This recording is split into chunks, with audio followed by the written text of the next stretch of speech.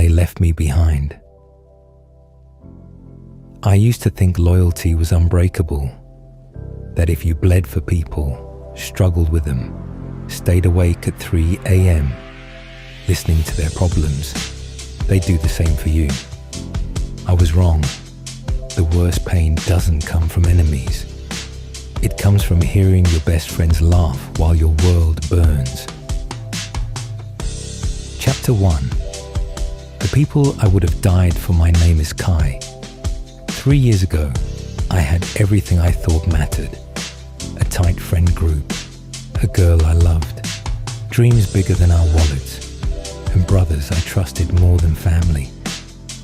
There were 4 of us, me, Jace, Noah, and Damien. We grew up together in the same neighborhood, cracked sidewalks, broken street lights, corner stores that smelled like cigarettes and old coffee. We were broke kids with expensive dreams. Every night we'd sit on the hood of Damien's rusty car, talking about the future. Bro, Jace would say, pointing at the skyline.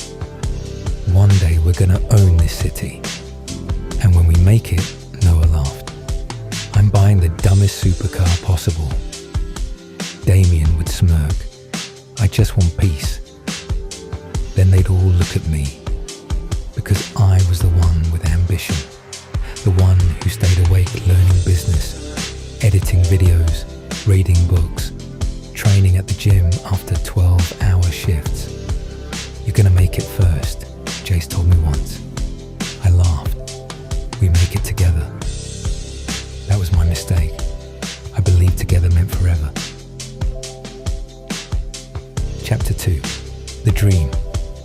At 22, I started building an online brand, motivational content, fitness, self-improvement.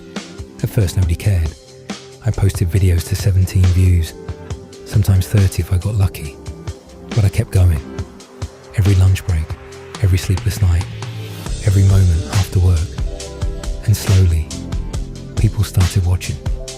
100 views, 1,000, 10,000. The money wasn't crazy yet, but it was growing. And my boys, they were there for every step, or at least I thought they were. Bro, this edit is fire, Noah would say. You're gonna blow up, Damien told me. Jace always hyped me the most. That's my brother right there. I trusted them with everything. Passwords, ideas, plans. I even brought them into the business. Equal shares, equal opportunities. Because loyalty mattered more to me than money. God, I was stupid. Chapter 3. The Fall. Success changes people. Not always the successful person. Sometimes the people around them. The first sign was jealousy. Tiny comments, small things. You're lucky the algorithm likes you. Must be nice sitting at home making videos. You think you're better than us now? They laughed after saying it. So I laughed too. But deep down, I felt something changing. Then came the betrayal. The company sponsor deal. The one that could have changed our lives. 6 figures. I remember sitting in my room staring at the email with shaking hands. We made it, I whispered. I called the boys immediately. That night we celebrated. Music blasting, cheap food, dreams finally becoming reality. But 2 weeks later, everything collapsed.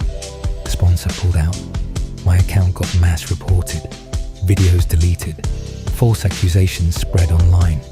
People turned on me overnight. I lost almost everything in 1 month. And the worst part, I found out who did it. My best friends. Chapter 4. The night I found out. I still remember the rain that night. I was sitting outside Damien's apartment after Noah accidentally sent me screenshots, messages, group chats, plans, laughing at my downfall. Jace, he deserves it honestly. Noah, bro thought he was the main character. Damien, once he's finished we can start our own thing. Then the message that broke me. Jace, he's weak work without us. I couldn't breathe. My chest felt hollow, like somebody reached inside me and ripped my heart out with bare hands. These were my brothers, the people I defended, fed, helped. I paid Noah's rent when he got evicted. I helped Damien when his dad got sick. I got Jace a job when nobody else would hire him. And this is what they did to me? I drove to Jace's place immediately. I needed answers, needed him to tell me it was fake. But when he opened the door, he didn't even look guilty. He looked annoyed. You really came here over messages? Tell me it's fake. Silence. Tell me. He sighed. You changed, Kai. What? You stopped being one of us. I stared at him in disbelief. I gave you everything. Nah, he snapped. You gave us leftovers while acting like some inspirational king online. That's not true. You know what your problem is, he said coldly. You think suffering makes you special. The rain poured harder. You betrayed me. Jace laughed. Actually laughed. Bro, the world doesn't care about loyalty. That sentence changed my life. Because in that moment, something inside me died. Not my ambition, not my drive, my softness. Chapter 5, Rock Bottom. After that, everything spiraled. I lost a sponsor, lost followers, lost money. My girlfriend left too. Said I was emotionally unavailable. Truth was, I was broken. I stopped posting, stopped answering calls, stopped existing. For 3 months, I became a ghost. I slept on a mattress on the floor of a tiny apartment with barely enough money for food. The silence was unbearable. No messages, no support, no friends, just me and pain. One night, I looked at myself in the mirror and didn't recognize who I saw. Dark circles, dead eyes, unshaven face. I punched the mirror so hard it shattered. Blood dripped down my hand, and I remember whispering, they were right. Weak, alone, finished. I slid down the wall and cried harder than I ever had in my life. Not because I lost money, because I lost people I loved. There's a different kind of grief when people are still alive, but no longer yours. Chapter 6. The Old Man at the Gym. A week later, I dragged myself back to the gym. Not for motivation, just to feel something. Pain was easier than numbness. I was bench pressing when an older man walked over. Grey beard, massive build, calm eyes. You're lifting with anger, he said. I shrugged. So eventually anger breaks the person holding it. I ignored him, but he kept showing up, every day. Sometimes we trained together, sometimes he just talked. His name was Victor. One day he asked me, who hurt you? I laughed bitterly. Everyone. He nodded slowly and said something I'll never forget. Good. I frowned. What? When people abandon you, life reveals who you truly are without applause. He sat beside me. Most men only grow when they lose everything. I stared at the floor silently. Victor pointed at the weights. You know why iron becomes strong? I shook my head. It survives pressure. Chapter 7. Rebuilding. From that day on, I rebuilt myself, slowly, painfully, alone. 5 a.m. wake-ups, gym twice a day, books instead of parties, discipline instead of distractions. I stopped chasing validation, stopped trying to prove people wrong. I focused on becoming undeniable. Months passed, then a year. My body transformed first. Broader shoulders, sharper jawline, confidence returning. But the real transformation happened mentally. I learned silence, patience, control. I stopped talking about dreams and started executing them. I launched a new brand under a different name. No announcements, no friends involved, just work. And for the first time in my life, I moved in silence. Chapter 8. Success without them. The comeback happened quietly, then all at once. One video exploded, then another, then another. Millions of views. Brand deals returned. Money flooded in. But this time, I was different. No celebrating, no flexing, no emotional attachment, just discipline. I built businesses, invested money, expanded my content. People started calling me inspiring, a symbol of resilience, the guy who came back stronger. But nobody knew the truth. I wasn't strong because I won. I was strong because I survived betrayal without becoming bitter. That's harder, way harder. Chapter 9, the reunion. 2 years later, I saw them again, at a downtown event. Funny how life works. The same people who abandoned me were now staring at the version of me they said would fail. Noah approached first. Yo, Kai. I looked at him calmly. He looked nervous, older, tired, less confident. How have you been? Good. Awkward silence. Then came Damien. Then Jace. The air became heavy immediately. Jace tried smiling. Crazy seeing you here. I stared at him. You said I was weak without you. His smile disappeared. Nah, bro, it wasn't like that. It was exactly like that. Silence. For years I imagined this moment. Thought I'd scream, fight, humiliate them. But standing there, I felt nothing. No hatred, no revenge, just distance. And honestly, that scared them more. Jay swallowed hard. We were young. You knew what you were doing. Nobody spoke. Then Noah finally whispered, we were jealous. That word hit harder than any apology. Jealous.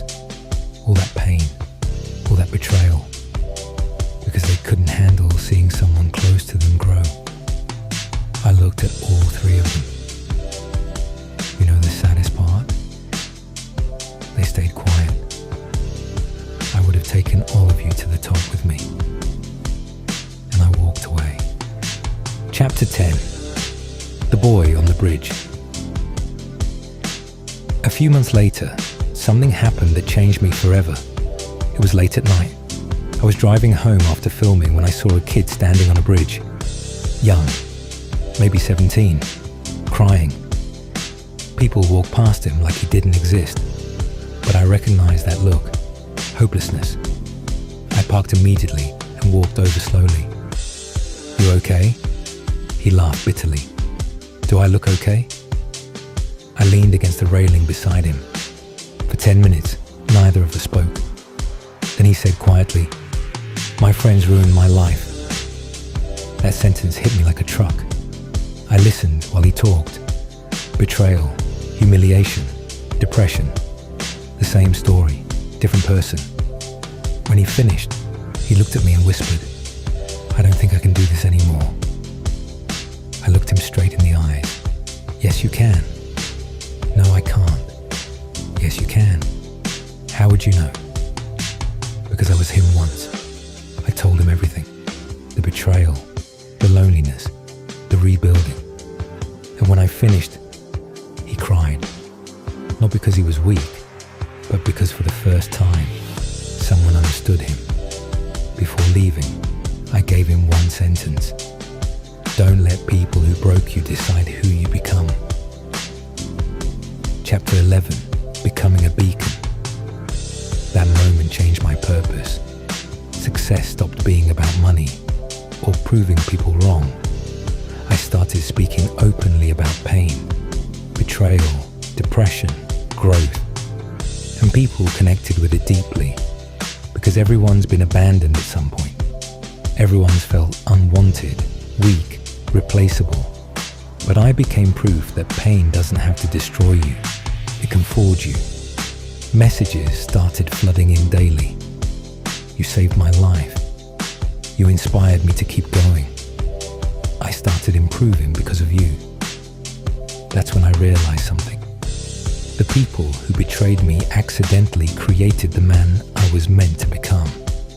If they never broke me, I never would have discovered my strength. Chapter 12. The final lesson. Sometimes I still think about them. About the nights we laughed under broken streetlights. About the dreams we shared. And honestly, part of me still misses those versions of them. But life teaches hard lessons. Not everyone meant to start with you is meant to finish with you. Some people enter your life as blessings. Others enter as fire. Both change you forever. If you're listening to this while your world feels broken, listen carefully. Being abandoned does not mean you are worthless. Being betrayed does not mean you are weak. Sometimes isolation is life's way of removing distractions so you can discover who you really are. And one day, the same pain that nearly destroyed you will become the reason somebody else survives. Ending. I used to think strength meant having people beside you. Now I know real strength is continuing forward, even when nobody claps for you. Even when nobody believes in you. Even when the people you loved become strangers. Because true growth begins the moment you stop begging to be chosen and start choosing yourself.